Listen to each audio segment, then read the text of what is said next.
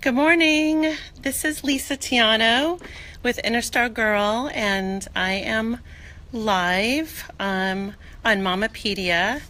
So welcome everyone this morning. I hope everyone's tuning in every Saturday at 11 a.m. for Real Teen Talk with me. So I wanted to first start off by saying that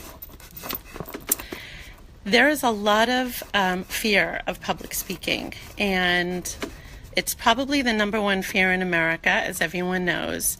And when it comes to tween and teen girls, you can imagine how magnified that fear is if you know that adults have that fear. So I wanted to talk this morning a little bit about fear of public speaking for teen girls and having to do it, whether it's having to do presentations for class or having to do presentations for other things that you're going through. So I wanted to give moms and girls some tips today. And the number one reason, obviously, why people have a fear of public speaking, and you can imagine how magnified it is for teenagers, is that because the number one reason is that you're being judged. And everyone fears that criticism, especially with people that you know. And it's with good reason. It's very scary. It's very intimidating. It could be very nerve-wracking at times. And so I wanted to give some helpful tips today. I have some notes in front of me so I don't miss anything. But you have to really feel comfortable in your own skin. And how many teenagers do you know who feel really comfortable in their own skin? They're going through different stages and different phases in their life.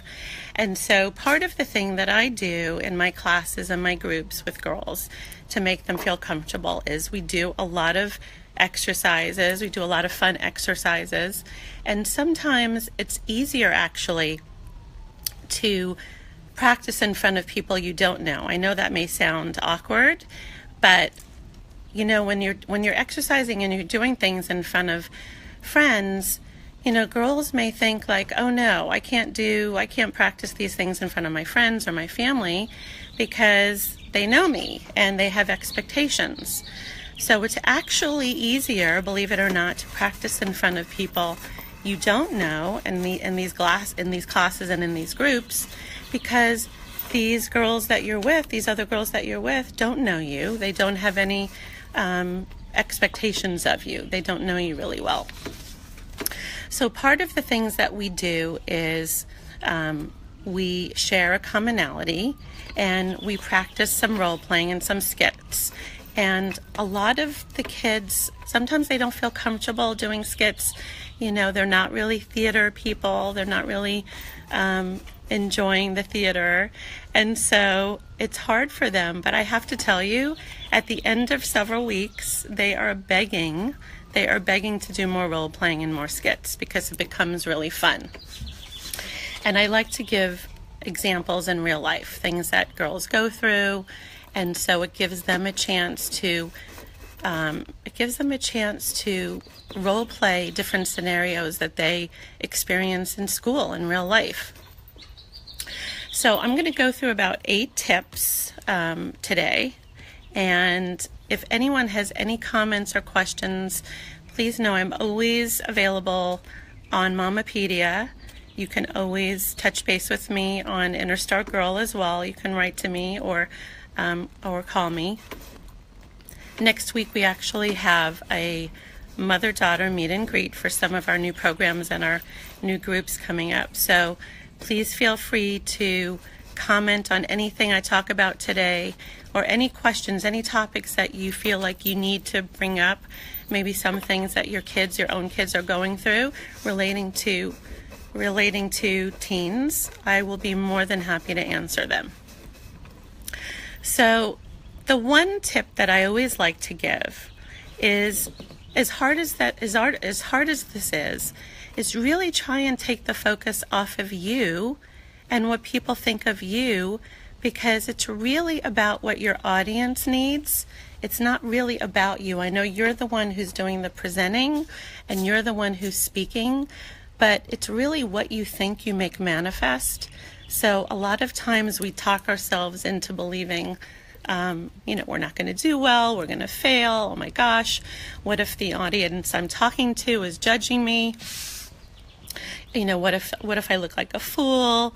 So all these things I know kids go through because I went through it as a young girl. I was extremely shy as a young girl. And the last thing I wanted to do was speak in front of an audience, in front of my classes, in front of my teachers. I would always put my head down and hope that the teacher wouldn't call on me.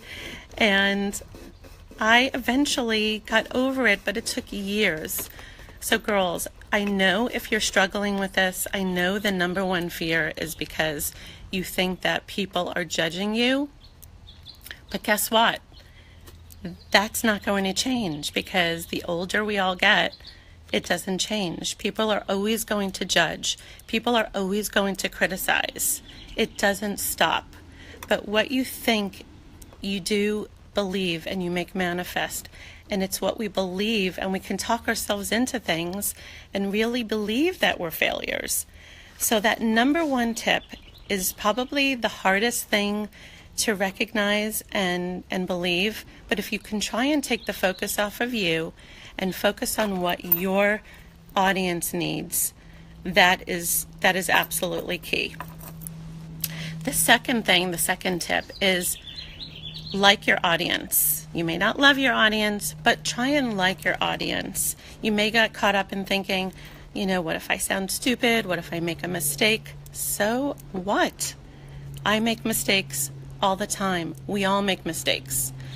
The most professional, the most popular speakers in America, they make mistakes too. Everybody makes mistakes, and it's okay. Just like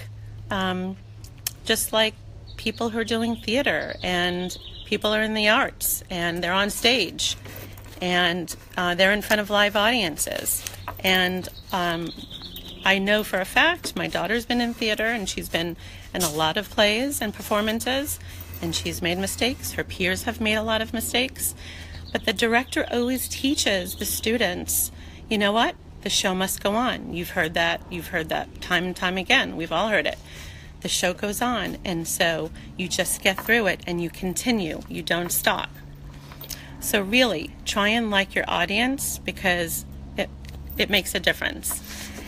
The third thing is, look at someone. I always do this myself when I'm speaking in front of a class or to an assembly. I try and look at someone in the audience who is smiling, somebody who looks positive and upbeat, rather than somebody who is maybe, sneering, or maybe doesn't look happy, or, maybe someone who's whispering to their friend. So try and find that one person in the class, if you're doing a classroom speech or presentation. Try and find that person who maybe smiles back at you, and connect with that person. Make eye contact. The fourth thing is, be yourself, girls, because I know a lot of us, a lot of you want to try and be like somebody else who you think is a fantastic speaker, and you may be thinking, oh my gosh, they always crack jokes, and they have a great sense of humor in their speeches, and they're always so funny. But you know what? You have to be yourself. Don't try to be that class clown, because if you're trying too hard to be somebody that you're not, it's going to tell. It's going to show. So the biggest tip I can give is just really try and be yourself. Number 5, be prepared. This is something, that may sound really obvious, but do your research. So if you're doing a presentation on something or a speech, make sure that you're not that last minute Nelly walking in that room saying to yourself, you know what? I'm just going to wing it. I would not suggest that. I would not advise that. Hi, Jen. Number 6. I'm looking at my notes so I make sure I'm not missing anything. Really try and care what you're talking about, even if you absolutely are dreading that social studies presentation that you have to give, and you probably think maybe social studies is your worst subject, and how are you going to get through this presentation? Just try and care about what you're talking about so that it seems like you're connecting with the class. Number 7, tell a story. And I do this a lot when I'm speaking. People can really relate to stories, and obviously you want to use anonymous names so that when you're speaking to people and you're sharing a story, that's a way of connecting with your audience. Everyone has a story. Every single person has a story. And so if you maybe share something that's personal to you, that relates to the subject that you're talking about, you will be amazed at how connected the audience suddenly comes, because it's something that you are connecting with and they're drawn into it.